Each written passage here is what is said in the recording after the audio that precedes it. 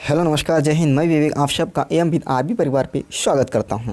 आज इस वीडियो में यूपी ट्रिपल एस सी पेट 2022 में जो मैथ की प्रैक्टिस सेट चल रहा है उसका आज अगला वीडियो है।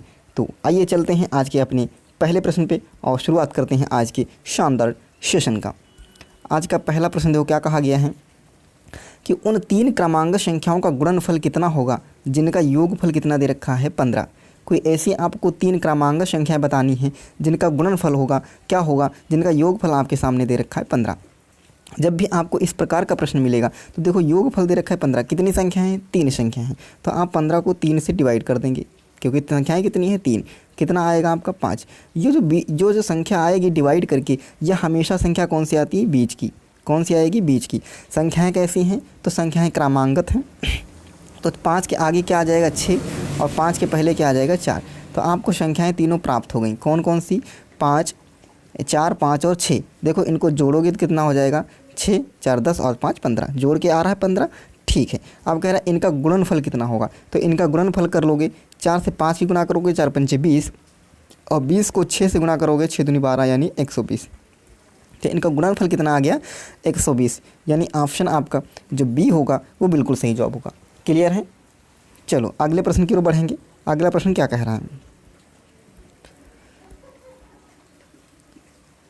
अगला प्रश्न है किसी संख्या की तिगुनी। तो सबसे पहले आप संख्या मान लो कि संख्या मान लेते हैं x है, ठीक है। फिर संख्या का 3 गुनी, इसको हम क्या करेंगे? 3 से गुणा कर लेंगे, तिगुनी हो गया।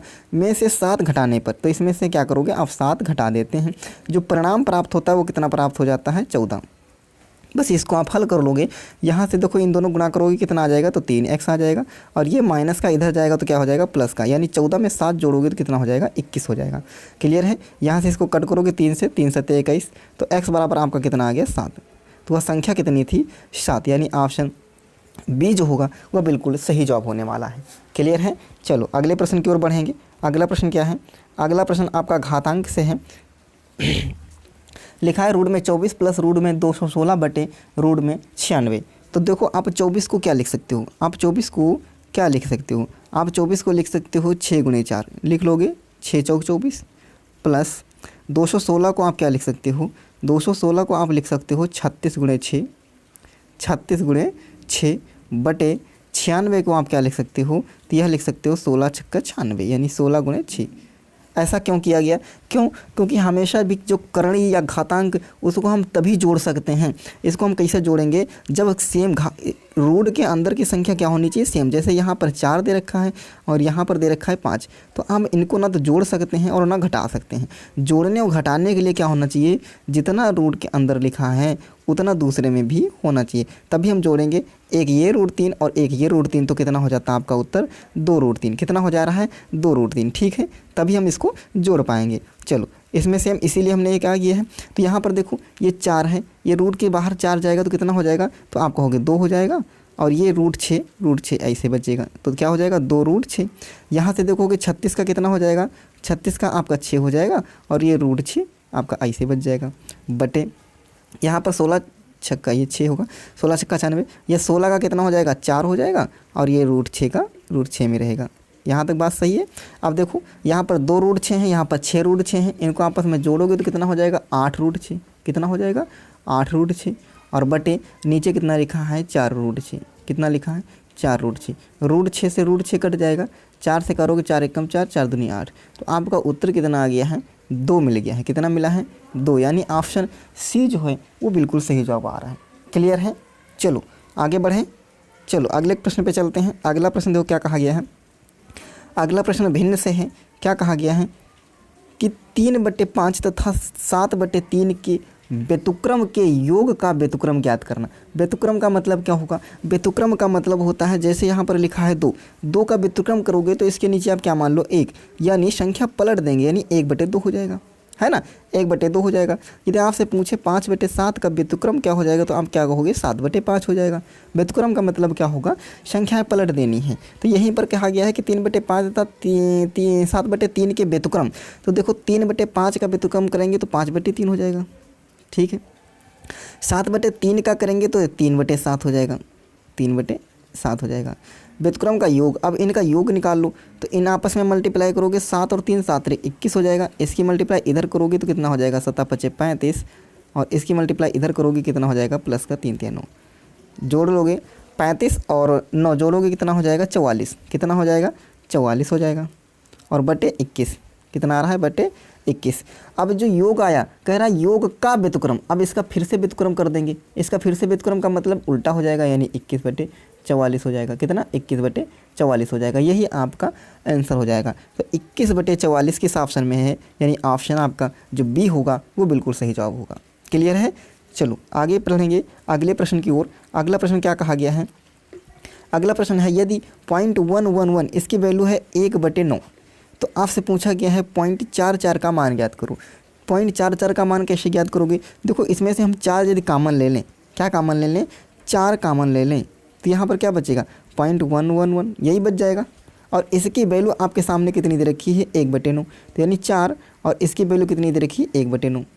यहाँ तक ठीक है, आपस में गुणा कर दो, 4 से 1 करोगे 4 और बटे 9, तो आपका उत्तर कितना आ गया 4/9, कितना आ गया 4/9, यानी ऑप्शन बी जो होगा वो बिल्कुल सही जवाब होगा। क्लियर है। चलो अगले प्रश्न की ओर बढ़ते हैं। अगला प्रश्न क्या कहा गया है, यदि किसी वृत्त की त्रिज्या 50% की वृद्धि कर दी जाए, यदि किसी वृत्त की त्रिज्या में कितना 50% की वृद्धि कर दी जाए तो उसके क्षेत्रफल में कितनी वृद्धि होगी। हम आपको बताएं कि 50% की जो फ्रिक्शन वैल्यू आप लिखोगे, 50% की फ्रिक्शन वैल्यू वो कितनी हो जाएगी, तो आप बोलोगे 50% की फ्रिक्शन वैल्यू होगी 1/2, कितनी होगी 1/2। कह रहा है कि 50% की वृद्धि कर दी जाए, कहने का मतलब क्या है कि पहले 2 थी, कितनी थी 2 थी, और इसमें 1 की वृद्धि हो गई तो कितनी हो गई 3 हो गई, कितनी हो गई 3 हो गई। आपके पहले 2 थी, 1 की वृद्धि हो गई तो कितने हो गए 3 हो गई।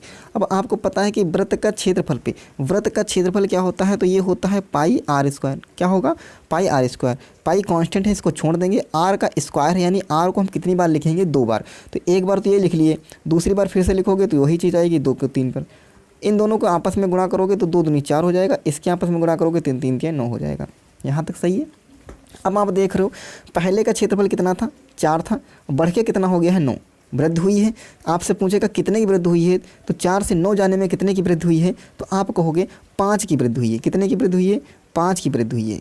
किससे, तो 4 से, और इसको प्रतिशत निकालना है तो क्या करेंगे 100 से गुणा कर दोगे। 4 से इसको कट करोगे तो कितना आ जाएगा 25, और 25 से 5 की गुणा करोगे तो 25 पंचे 125, कितना आ गया 125% की वृद्धि हो गई। कितनी 125% की, यानी ऑप्शन ए जो होगा वो बिल्कुल सही जवाब होगा। क्लियर है भैया। चलो अगले पर बढ़ेंगे, अगले प्रश्न की ओर। अगला प्रश्न देखो क्या कहा गया है। यह प्रश्न है चुनाव से संबंधित। कह रहा है कि एक चुनाव में 2 उम्मीदवार थे। कितने उम्मीदवार हैं 2 उम्मीदवार हैं। एक उम्मीदवार को 38% मत मिला। देखो टोटल मत कितने होंगे आपके 100 होंगे, 100% मत होंगे, ठीक है। इसमें से एक बंदे को 38% मिल गया है। कितना मिल गया है, एक जो है 38% पाया है, ठीक है।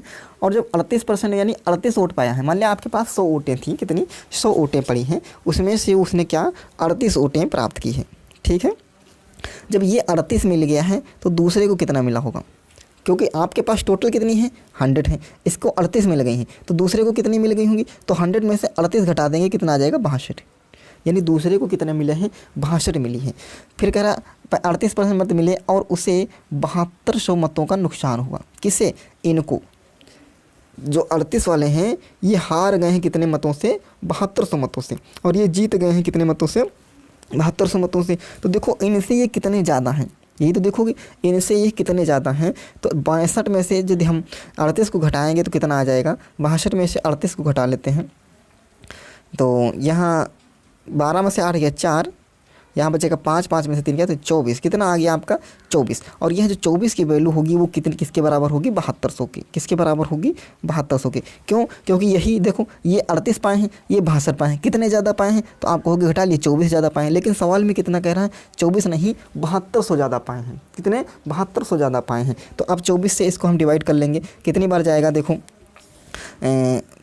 12 से काटोगे 12 दूनी 24, 12 छंग 72, 2 से काटोगे 2 एक कम 2 3 6, तो 1 बराबर कितना आ गया 1 बराबर 300 के आ गया। 1 बराबर कितना आ गया 300 के आ गया। ओटे आपने कितनी मानी थी 100, तो इसमें 100 से गुणा कर दोगे, यानी 3 के बाद कितने 4 जीरो हो जाएंगे, कितने 4 जीरो। तो टोटल होते हैं कितनी पड़ी थी 3 के बाद 4 जीरो, यानी 30,000।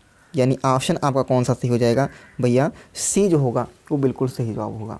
क्लियर है। चलो अगला प्रश्न देखो क्या कहा गया है। अगला प्रश्न है औसत से कि 20 परीक्षण हैं जिनका औसत कितना है 75 है। आप यहाँ पर 20 कोई चीज़ मान लीजिएगा, यानी 20 व्यक्ति मान लो, कुछ भी मान लो, जिनका औसत एवरेज कितना है 75, यानी 20 लोग कितने कितने के हैं 75 के हैं। ठीक है, प्राप्त हुआ। बाद में पता चला कि 97 की जगह पर 79 पढ़ लिया गया था। अब नुकसान क्या हुआ, जो इनको एवरेज निकाला गया तो इन्होंने क्या किया कि जो 97 था उसको गलती से 79 पढ़ दिया। अब गलती से जब पढ़ा है तो देखो 97 से 79 कम था, तो इसलिए एवरेज क्या रहा था, कम ही तो आएगा। एवरेज क्या आएगा, कम आएगा। अब यहाँ पर यदि हम एक्चुअली में 97 रख दें तो एवरेज कुछ ना कुछ तो बढ़ के आएगा, एवरेज कुछ ना कुछ तो बढ़ के आएगा। तो सबसे पहले देख लो ज़्यादा कितना है, तो 97 में से यदि हम 79 को घटा दें तो कितना आएगा। 97 में से यदि हम 79 को घटा दें तो कितना आएगा, यहाँ हो जाएगा 17, 17 में से 8 गया, कितना बचेगा 8, और यहाँ पे बचेगा 8, एक कितना बच जाएगा आपका 18, कितना बचेगा ये 18 बच जाएगा। यहाँ तक भैया ठीक है। चलो अब देखो, अब ये जो 18 आया है, ये 18 जो आपको ज़्यादा है, कितना, ये इतना ज़्यादा कर लिया गया, ये 18 कहाँ कहाँ बटेगा, तो ये 20 जगह बराबर बराबर डिवाइड होंगे। तो हम 18 को यदि 20 से पूरा पूरा डिवाइड कर दें, यानी इसको कट करेंगे तो यहाँ पर 10 आ जाएगा, यहाँ पर 9 आ जाएगा, यानी 0.9, यानी सबको बराबर बराबर दें तो 0.9 कितना जाएगा, 0.99 की वृद्धि हो जाएगी। पहले 75 था तो अब कितना हो जाएगा, तो अब हो जाएगा 75.9, कितना हो जाएगा 75.9, यानी ऑप्शन आपका जो बी होगा वो बिल्कुल सही जवाब होगा। क्लियर है, क्लियर है। कैसे हुआ एक बार फिर से इसको ध्यान से देखना कैसे हुआ है। देखो कोई भी चीज़ होगी, जितना वो एवरेज में बढ़ेगा, जितना भी औसत में बढ़ेगा, उतना ही प्रत्येक संख्या में बढ़ेगा। मान लीजिए यहाँ पर एवरेज में 1 की वृद्धि हुई है, कितने की वृद्धि हुई है, 1 की वृद्धि हुई है। तो 20 संख्याएं हैं, 20 में 1 की वृद्धि होगी, यानी 20 की और वृद्धि हो जाएगी। और एक इंसान पहले से 75 था और 20 की वृद्धि हो गई, तो अब वो इंसान कितने का हो गया, पहले भी 75 का था, अब 20 की वृद्धि हो गई, तो 75 में हम 20 जोड़ देंगे, यानी 95, कितनी हो जाएगा 95 हो जाएगा। यदि एवरेज में यदि संख्याएं यहाँ पर देखो घटा लिए, जैसे मान लीजिए यहाँ पर कितना हमारा आ गया 18 आ गया, ठीक है। 18 पहले था कितना 97 था, एक्चुअली में पढ़ लिया था 79, यानी 18 जो है वो कम पढ़ा था, इसलिए कम एवरेज आ रहा था। 18 ज़्यादा इसमें होना चाहिए। अब 18 को हम जितनी संख्याएं सब जगह बराबर बराबर बांटे तो यह हमारा 0.9 आ गया, कितना आ गया 0.9 आ गया। यानी जितना भी प्रत्येक संख्या में बढ़ेगा उतनी एवरेज में बढ़ेगा। तो यानी प्रत्येक संख्या में कितना बढ़ रहा है 0.9 बढ़ रहा है, तो एवरेज में भी इतना बढ़ जाएगा। तो आपका उत्तर कितना होना चाहिए 75.9, कितना होना चाहिए 75.9, यानी ऑप्शन आपका कौन सा सही हो जाएगा, ऑप्शन बी जो होगा वो बिल्कुल सही जवाब होगा। क्लियर है। चलो तो कैसा लगा सेशन कमेंट बॉक्स में जरूर बताइएगा। यदि आप चैनल पर नए हो तो चैनल को जरूर सब्सक्राइब करिएगा और बेल आइकन को प्रेस करिएगा। मिलेंगे कल अगले वीडियो में, तब तक के लिए धन्यवाद। जय हिंद।